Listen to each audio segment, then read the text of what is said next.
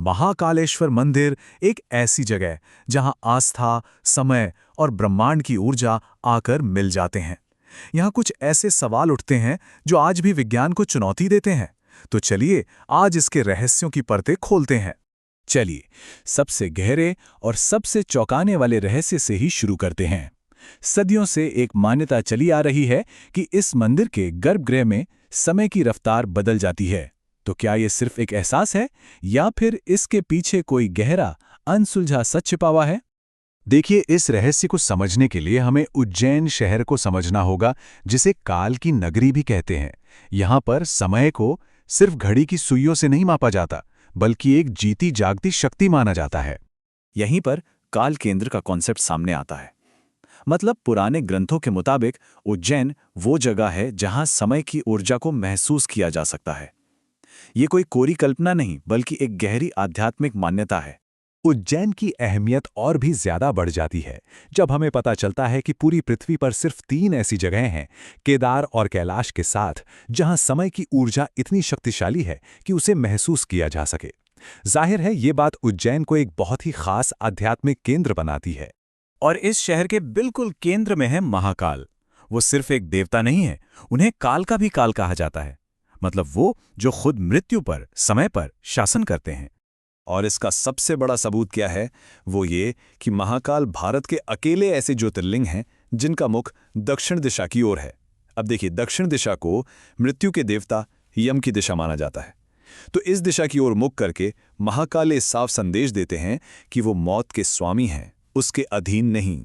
महाकाल की शक्ति से जुड़ी एक और बड़ी दिलचस्प मान्यता है, जिसे राजा का श्राप भी कहते हैं।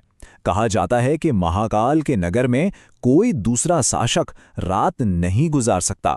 और इतिहास में ऐसे किस्से भी दर्ज हैं, जैसे प्रधानमंत्री मोरारजी देसाई और मुख्यमंत्री बीएस येदियुरप्पा, जिनकी सत्ता उज्जैन में रात रुकने के कुछ ही समय बाद चली गई। लेकिन इस मंदिर की शक्ति सिर्फ मान्यताओं में नहीं है, वो यहाँ होने वाले उन खास अनुष्ठानों में भी है जो और कहीं देखने को नहीं मिलते। इनमें सबसे प्रमुख है भस्म आरती। पहले के समय में ये आरती दिन की पहली चिता की भस्म यानी राख से की जाती थी।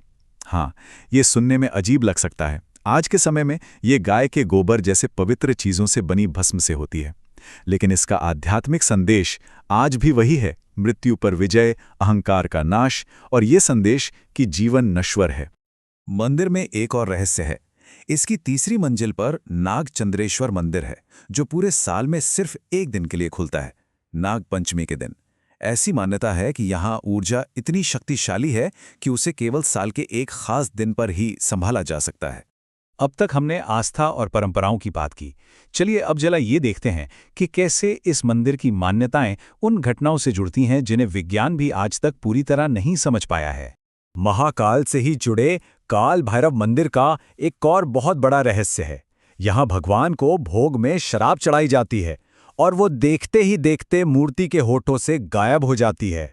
और हैरान करने वाली बात यह है कि अंग्रेजों के ज़माने से लेकर आज तक कई बार इसकी वैज्ञानिक जांच हो चुकी है, लेकिन शराब के गायब होने का कोई लॉजिकल कारण नहीं मिला है। मतलब वहाँ कोई पाइपलाइन नहीं है, कोई मशीन नहीं है, वो बस गायब हो जाती है। तो फिर इसका क्या जवाब हो सकता है? कुछ रिसर्चर्स का मानना है कि इसका कनेक्शन एक एनर्जी वर्टेक्स से हो सकता है। एनर्जी वर्टेक्स यानी एक ऐसी जगह जहां धरती की जियोमैग्नेटिक एनर्जी यानी भूचुंबकीय ऊर्जा ज़रूरत से ज़्यादा एक्टिव और पावरफुल होती है। और ये सिर्फ एक हवाई थ्योरी नहीं है। कुछ स्टडीज़ ये बताती हैं कि महाकालेश्वर मंदिर वाकई एक ऐसी जगह पर है जहां भूचुंबकीय प्रवाह बहुत ज़्यादा सक्रिय है। ये चीज़ इसे बरमूडा ट्रायंगल जैसी दुनिया की दूसरी रहस्यमयी जगहों की लिस्ट में खड़ा कर देती है। तो आखिर में हम इस एक सवाल पर आकर रुकते हैं।